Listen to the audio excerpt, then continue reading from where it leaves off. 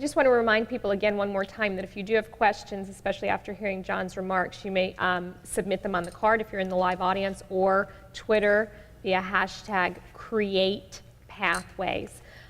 So with your remarks concluded, John, I'm going to actually turn it over to Brian. And Brian, I know I gave you a brief introduction, but I certainly didn't do your program or your experience justice. Would you mind setting a little bit of a context as we get into talking about this conversation today, what's happening in your particular corrections system in Washington? Sure. Thank you very much for the opportunity to share with you about what we do in Washington State.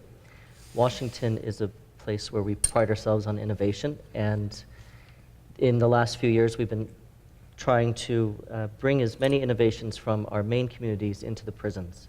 In Washington State, the first thing to know is that community colleges are the main provider for corrections education.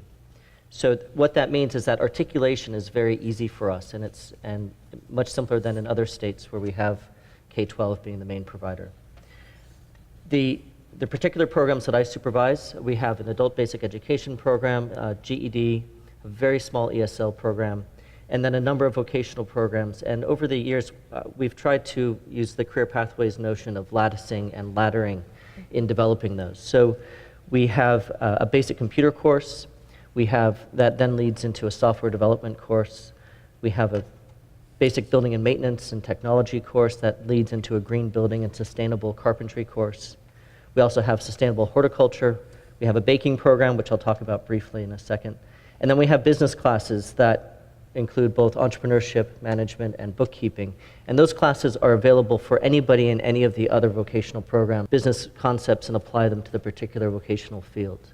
So we try to make it so that a student could go from a GED class into a basic computer class to software development or to one of the other areas and take with them a number of skills before they release. And so as they release, they have a transcript that's seen by the other 34 community colleges as a student, as a previous community college student, which I think is an easy way to make that transition happen.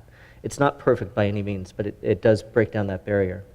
The two prisons that I supervise, one is a maximum and medium security prison. We have 900 inmates there, and then we have a 400 inmate work camp that's a minimum security camp.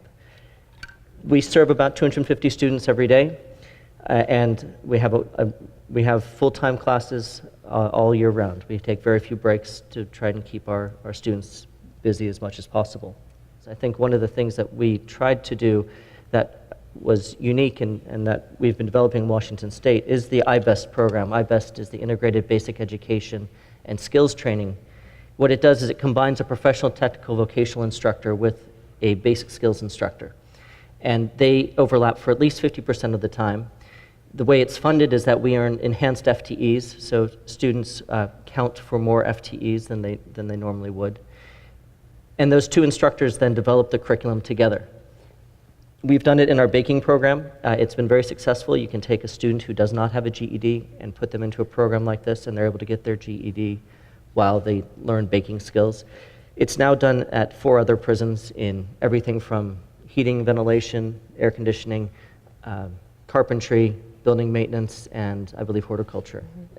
So that's kind of a summary of our programs. Great.